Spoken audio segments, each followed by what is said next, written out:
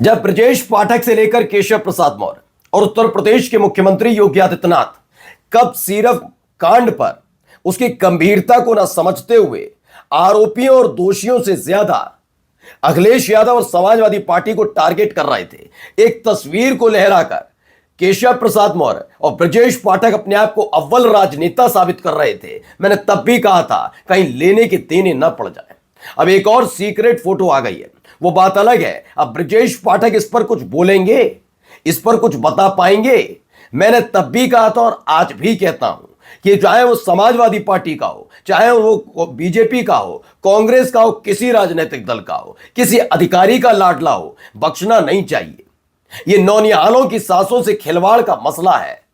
क्या उस तस्वीर के सामने आने के बाद जिसे केशव प्रसाद मौर्य और ब्रजेश पाठक ने लहराया, क्या उसके बाद भी एक दफा भी अखिलेश यादव ने कहा अरे ये तो हमारा अपना, इस पर कार्रवाई ना हो? तब भी वो ये कहते रहे इसके खिलाफ कार्रवाई करो। ये नैतिकता कम से कम मैं कहता हूं मुख्यमंत्री और दोनों डिप्टी सीएम को जाकर सीख लेनी चाहिए अखिलेश यादव से। मैं इसलिए कहता हूं क्योंकि आलोक सिंह को आलोक सिपाही कहने वाले अद्भुत डिप्टी सीएम मिले हैं। योगी आदित्यनाथ एक ऐसे मुख्यमंत्री के तौर पर मिले हैं दिन रात रामराज का राग लापते हैं, लेकिन नौनिहालों की टूटती हुई सांसें और थमती हुई नब्जों के बावजूद उनकी सबसे बड़ी दिक्कत अखिलेश यादव और समाजवादी पार्टी की तरफ से लगाए जा रहे आरोप थे। तभी पूर्व आईपीएस अमिताभ ठाकुर के पुराने मामले में उन्हें गिरफ्तार किया गया। आइए आज आपको दिखाता हूं कि कैसे लेने के देने पड़ गए। एक तस्वीर अब सियासी गलियारों में चर्चा का विषय है कि अगर अखिलेश यादव के साथ अखिलेश सिंह नाम का वो कब सिर्फ माफिया है तो ये वाला कौन है? इस पर जवाब जरूर देना पड़ेगा ब्रजेश पाठक को। स्वास्थ्य मंत्री हो आप। नमस्कार, मैं हूं प्रज्वल गौतम और आप देख रहे हैं न्यूज सर्किल। सबसे पहले ये कुछ तस्वीरें दिखाऊं, एएनआई की, इसलिए मैं स्क्रीनशॉट्स के जरिए आपको दिखाता चल रहा हूं। बड़े खुश थे केशव प्रसाद मौर्य। सोचा होगा लंबे अरसे के बाद अखिलेश यादव को आड़े हाथों लेने का मौका मिला है, तो भाई साहब ने सबसे पहले इन्होंने जो किया एक तस्वीर लहराई। एएनआई से बातचीत के दौरान इनकी टेबल पर पड़ी हुई थी एक तस्वीर, उस तस्वीर को दिखाया इन्होंने।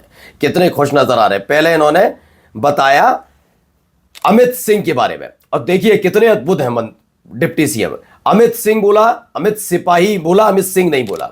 सिंह शब्द को खा गए, केवल सिपाही सिपाही 3-4 बार इसमें सिपाही शब्द का नाम लिया। अमित सिपाही, अमित सिपाही, अमित सिपाही। इन्होंने एक बार भी उसे अमित सिंह नहीं कहा। मैंने तब भी कहा था संवैधानिक पद पर बैठे हुए व्यक्ति को इतना तो ज्ञान होना चाहिए कि जो व्यक्ति एक गंभीर विषय में घिरा हुआ है, वो आरोपी है, उस पर कई तरह के गंभीर आरोप है, उसकी जांच में कई चीजें निकल कर आई, टेरर फंडिंग तक की बात चल रही है। उसी मामले में जिस व्यक्ति को बर्खास्त किया गया, अगर किसी पद से उसे बर्खास्त कर दिया तो उस पद को आप बदनाम नहीं कर सकते। आप सिपाही शब्द को बदनाम कर रहे हैं। क्या एक सिपाही क्या है?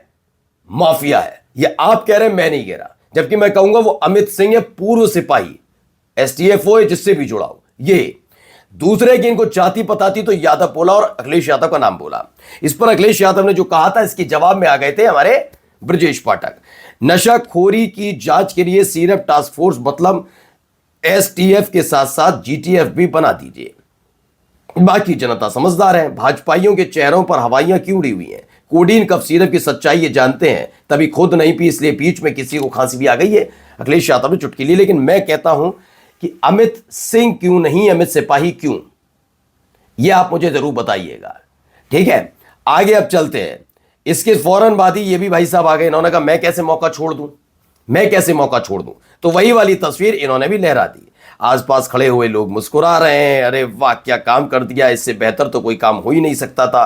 अब आप समझिए, ये इसमें वही सिपाही की तस्वीर, अमित सिंह जो सिपाही रहा है वो और उनके अखिलेश यादव के साथ नजर आते हैं। मैंने तब भी कहा था, मैं आज भी कहता हूं कि बिल्कुल ये होना चाहिए, कार्रवाई अब भी होनी चाहिए, चाहे वो किसी का करीबी हो, किसी का करीबी हो, कोई छूटना नहीं चाहिए। लेकिन आपने क्या किया? वो अमित सिपाही जो सिंह है ना, अमित सिंह, वो सिंह है, इसीलिए कार्रवाई करने से बचे। इसी बीच अब आइए तस्वीर में, अब आते हैं सबसे पहले भाई साहब का मुस्कुराता हुआ चेहरा, हंस रहे हैं, खेल रहे हैं, ठीक है ना? जो व्यक्ति साथ में खड़ा है कौन है बाद में बताऊंगा आपको। क्या अद्भुत तस्वीर लग रही है ना, लग रही है ना? या तो अकेले अकेले मुलाकात हो रही है भाई। ये देखिए एक और व्यक्ति, वही व्यक्ति है जो ब्रजेश पाठक जी से आगे मुलाकात करा था। अब ब्रजेश पाठक जी इस पर क्या कहेंगे, क्यों कह रहा हूं मैं, जरा देखिए।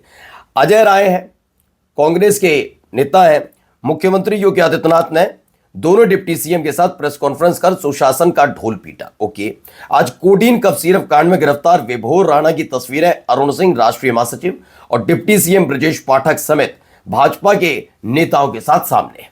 तो क्या इन्हीं तस्वीरों का फायदा इस विभोर राणा ने उठाया था? राणा, अब मुझे आगे बोलने की जरूरत नहीं, अमित सिंह, आगे बोलने की जरूरत नहीं। क्यों इन सब की आवाजें ऐसे एक पर्टिकुलर जाति पर जाकर रुक जाती है? ये तस्वीरों के बाद क्या ब्रजेश पाठक कुछ बोल पाएंगे कि कफ सिरप माफिया के साथ आप लोग खड़े हैं?